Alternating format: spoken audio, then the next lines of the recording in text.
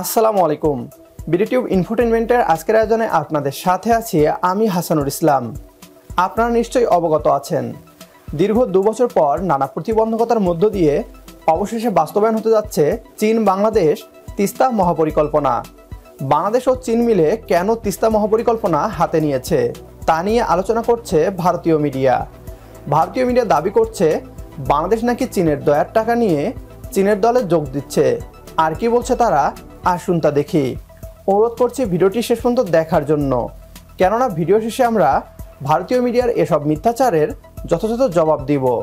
তবে তার আগে আপনি যদি আমাদের চ্যানেলে আজ প্রথম হয়ে থাকেন, তাহলে প্রিয় জন্মভূমিকে নিয়ে আমাদের এই পথচলায় বিডিটিউব ইনফোটেনমেন্ট চ্যানেলটিকে সাবস্ক্রাইব করে পাশে থাকুন আপনিও।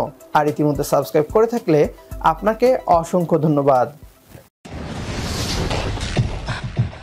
चीन ने भारत को घेरने की अपनी कोशिशों को बढ़ाना शुरू कर दिया है। यही वजह है कि उसने नेपाल के बाद अब बांग्लादेश पर आर्थिक रूप से मेहरबानी दिखानी शुरू कर दी है, ताकि उसे भी अपने साथ मिला सके और भारत की घेराबंदी करने में कामयाबी मिल सके।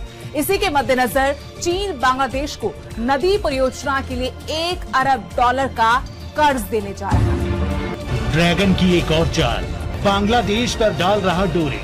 बांग्लादेश पर चीन की आर्थिक मेहरबानी। क्या है इन करीबियों का मकसद? भारत को घेरने की अलग अलग कोशिश। अब एक और बड़ी रणनीति पर सहमति। चीन की नीति रही है विस्तारवाद। पूरी दुनिया चीन के विस्तारवाद से वाकिफ है। नए नए षड्यंत्र के जरिए चीन अपना विस्तार बढ़ाता जा रहा है। विस्तारवाद को लेकर बदनाम चीन कोरोना काल में पूरी दुनिया की आंखों में खटकने लगा। पूरी दुनिया चीन के कारनामों पर जब सवाल उठाने लगी तो ड्रैगन ने फिर चाल चली। दुनिया का ध्यान भटकाने के लिए भारत से पंगा लेना शुरू कर दिया।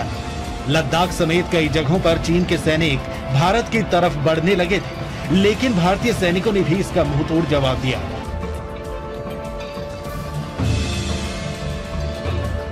इन सब से भी जब चीन का दिल नहीं भरा तो चीन ने भारत को घेरने और मानसिक तौर पर दबाव बढ़ाने के लिए भारत के पड़ोसी मुल्कों को अपने चंगुल में फंसाना शुरू कर दिया। अलग अलग हथकंडे अपनाने लगा। चीन ने पहले पाकिस्तान, फिर नेपाल और अब बांग्लादेश को अपने झांसे में लेना शुरू कर दिया है। यही वजह है कि एक बार फिर चीन बांग्लादेश को मदद देने जा रहा है, ताकि इस मेहरबानी के एहसान से बांग्लादेश को अपनी तरफ मिला सके और भारत की घेराबंदी की जा सके। बांग्लादेशी मीडिया की रिपोर्ट के मुताबिक चीन बांग्लादेश को नदी परियोजनाओं के लिए $1 अरब का कर्ज देने जा रहा है। भारत के लिए ये चिंता की बात इसलिए भी है क्योंकि भारत के साथ बांग्लादेश की नदी जल बंटवारे को लेकर समझौता तमाम कोशिशों के बाद भी नहीं हो सका है।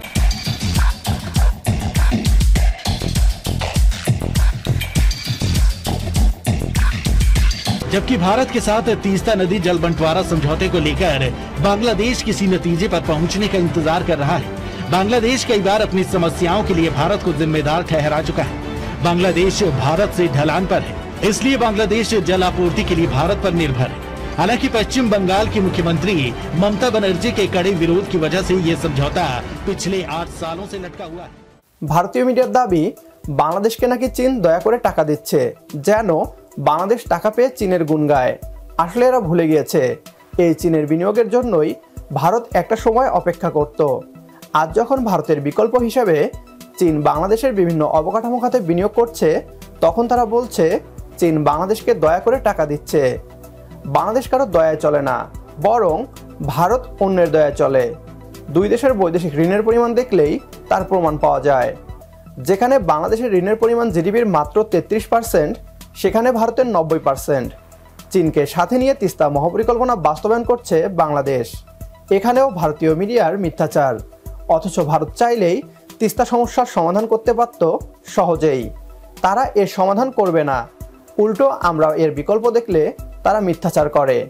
তবে আমাদের বিশ্বাস, এবার আর কোনো মিথ্যাচার কিংবা ষড়যন্ত্রে কাজ হবে না। সকল প্রতিবন্ধকতা ও ষড়যন্ত্র রুখে দিয়ে এগিয়ে যাক চীন বাংলাদেশ তিস্তা মহাপরিকল্পনা। এই প্রত্যাশায় শেষ করছি আজকের আয়োজন। আল্লাহ হাফেজ।